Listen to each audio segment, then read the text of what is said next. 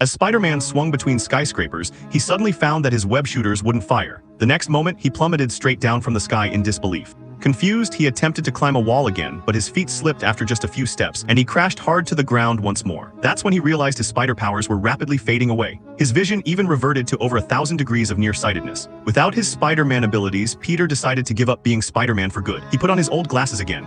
This time, when patrol cars chased criminals, he simply stood there eating a hamburger. However, without being Spider-Man, Peter had more time to focus on his studies. Life seemed to be getting better after hanging up his suit. Yet without Spider-Man's protection, the city's crime rate skyrocketed to 75%. This made Peter question whether giving up being Spider-Man was the right decision. Suddenly, a nearby building burst into flames. Peter instinctively reached for his shirt collar, then remembered he had completely discarded his Spider-Man suit. Still, he rushed into the fire and found a trapped girl. Just before the final explosion, he successfully saved her. But after overhearing firefighters talking, Peter learned there were still people trapped in the next room who hadn't escaped. This filled him with guilt. If he were still Spider-Man, he could have saved those innocent lives. Back home, Peter was surprised to find lazy Joey helping Aunt May clean the house. Joey explained he was doing this because he wanted to help more people like Spider-Man does. In that moment, Peter realized Spider-Man had already become a hero in people's hearts. He finally regained his confidence and decided to become Spider-Man again. He climbed to the rooftop and began his running start. With determination in his eyes, he leaped toward the opposite building without hesitation, but just then, Peter fell straight down. He still hadn't recovered his Spider-Man powers. Then one day, Peter's clear glasses suddenly blurred. After taking them off, he discovered his powers had returned. So he went to the newspaper office and retrieved his suit. As the newly returned Spider-Man, Peter suddenly spotted a runaway train. Using his spider sense, he detected that the tracks ahead ended in a cliff with nothing but open air. He immediately jumped to the front of the train and tried to slow it down,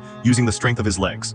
But even with his superhuman durability, he couldn't withstand the force of tens of thousands of tons. Then Peter came up with another idea. He shot webs at both sides of the tracks, trying to use their tension to stop the train. However, he underestimated the structural integrity of the surrounding buildings. An entire exterior wall collapsed instantly, and Peter nearly got dragged under the train. He barely managed to release his grip and stabilize himself. As the train approached the cliff edge, Peter shot out more webs. This time the building walls wouldn't collapse, but all the force from those tens of thousands of tons concentrated on his body. His Spider-Man suit began to tear apart, and his body reached its limit. Fortunately, the train finally came to a stop. Peter saved everyone on board, but the massive impact left him unconscious. Fortunately, bystanders came to his aid. A moment later, Peter slowly regained consciousness and realized he wasn't wearing his mask. What was remarkable was that no one there revealed his identity. A young boy even thoughtfully gave Peter his own Spider-Man mask. So do you know how Spider-Man recovered his lost powers? Follow me for more amazing clips from the movie.